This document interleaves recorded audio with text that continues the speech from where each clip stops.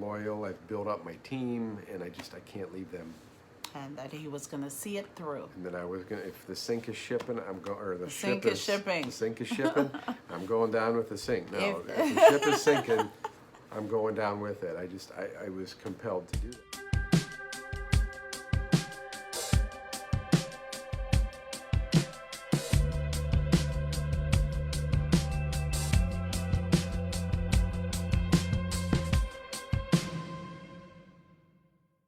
Hey there, welcome to the Art and Susie Show, where I'm Suzanne and I'm the boyfriend. This is a story about believing that everything's going to be okay. You might be in a situation where you have no idea how it's going to work out and you're approaching the 11th hour in your life. It could be something to do with your health, your job, your family. It could be something to do with your very life. This is a story about trusting that it will all turn out well. To talk about now, we have to talk a little bit about in the past. I literally started out as a temp worker at this company, and over time, I worked my way up. So, a particular point in time, probably around 2016, we were starting to have an exodus of people where I worked. One of the guys that left, I took his position. So being in that position then, I breathed different air. So now I'm hanging with the president, and I'm not into titles and all that stuff. So in my previous position, I knew we were struggling, but I thought we were okay. Well, in this new position, and truthfully, we were bleeding to death. I did my best in that role, but over time, it wasn't meant to be. So the writing on the wall was that this company was going into receivership, and I knew it was coming. Some of the ones who had left earlier were recruiting, and slowly but surely they were trickling out.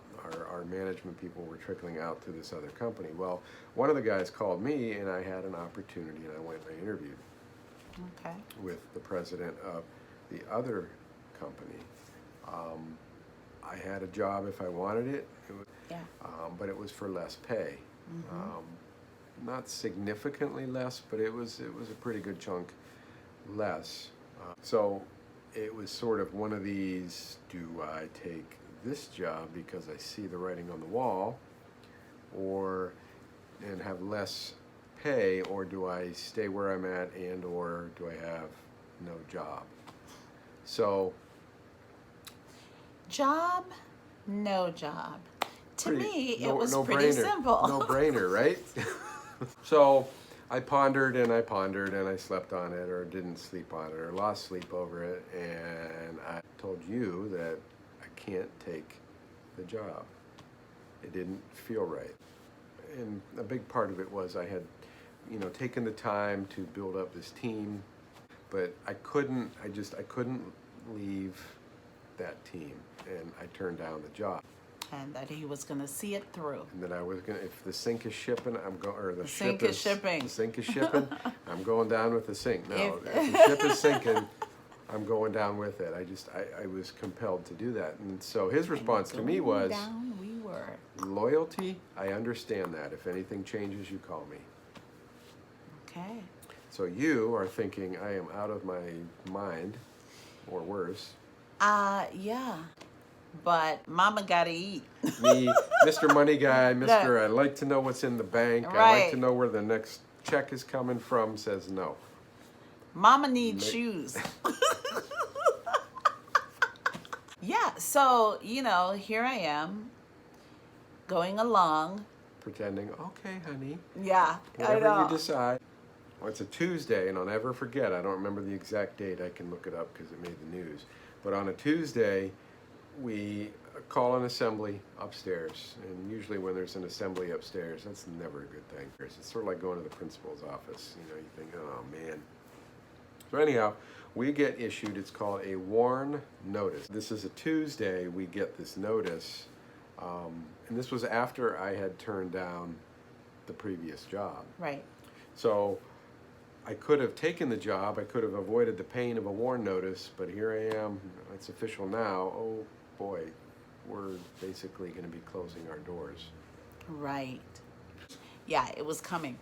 So right around the 19th of June. Well, just prior to that, because you already knew what the date was and all of that. And so here I had my headset, and somehow as I'm leaving work, I drop my headset in the parking lot. Had no clue that I had done so. So the next day, I go back to work. Oh, Now, yeah. this is a busy, busy parking lot. The reason I'm telling you this story is because I want you to know that in every aspect of your life, God cares and He is there, right? And so here I am. So it was June 20th. So June 7th, Uh-huh. the WARN notice is issued.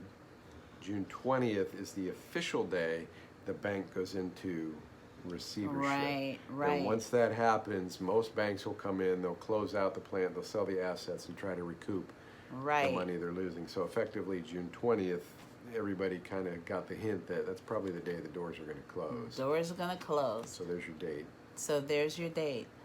And so, continuing my story, lost my headset.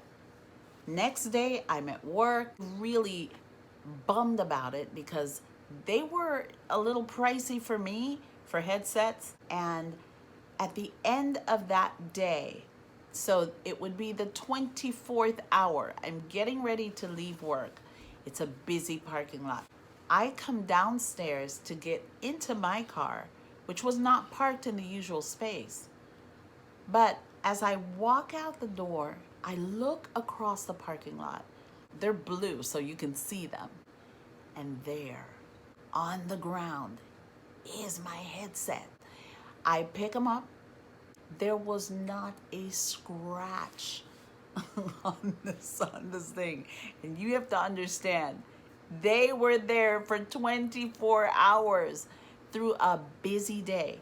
I picked them up, I stuck one in my ear, squeezed the power button, and it said, battery 100%.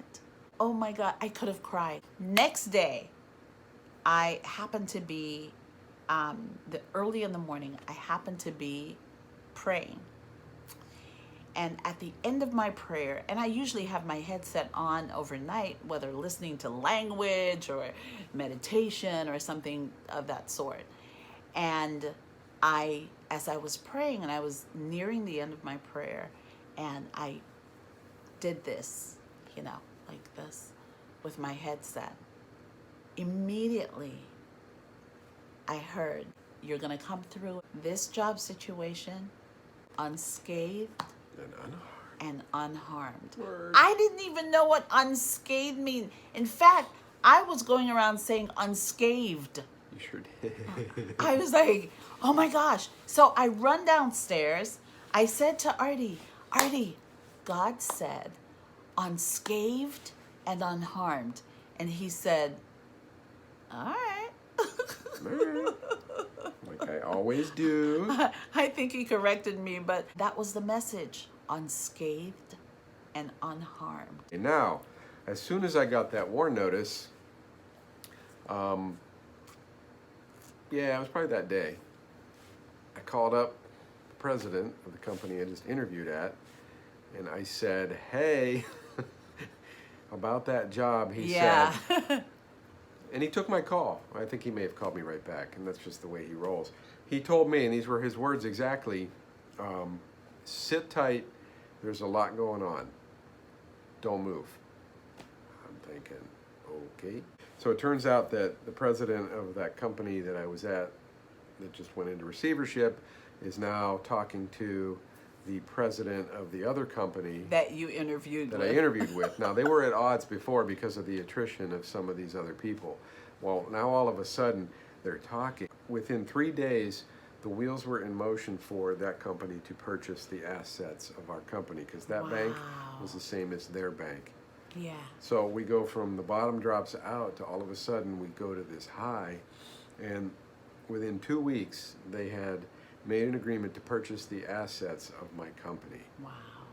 which their ethic is such that, number one, the loyalty that I had displayed Yeah. is one of their core values, and they live and they breathe it. But their focus, and this is so rare and so unique, is to keep every single job in our facility. The job losses were minimal, and I went back to my old position, the same rate of pay, same benefits, it was as if nothing had changed other than the management. Yeah. So my decision to not take the other job, which would have been rooted in fear, not that I wasn't afraid when I said no, I felt led to do that, and I stuck to my principles. Yeah. And wouldn't you know it, lo and behold, and so now I am employed with this company. So sometimes you don't know. You make these decisions, you take It's a these blessing. risks. Yeah. Call it trust your gut, call it what you will. Sometimes you got to make those decisions and then you stick to it. I mean, it could have gone far, far worse. Yeah. It could have gone completely 180, doors closed, boarded up, and now I'm unemployed and I made a poor choice, but Yeah. you don't know. And I think through it all, I was relatively calm.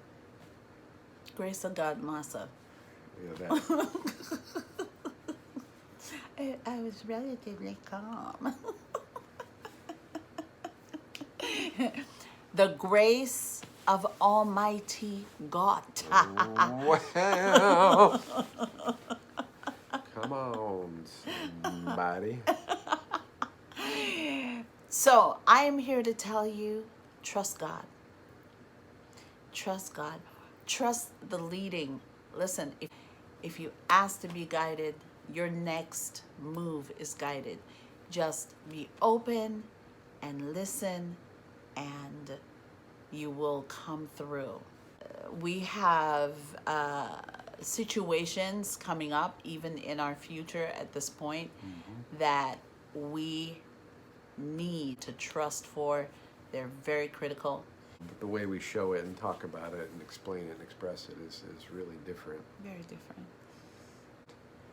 And different is good.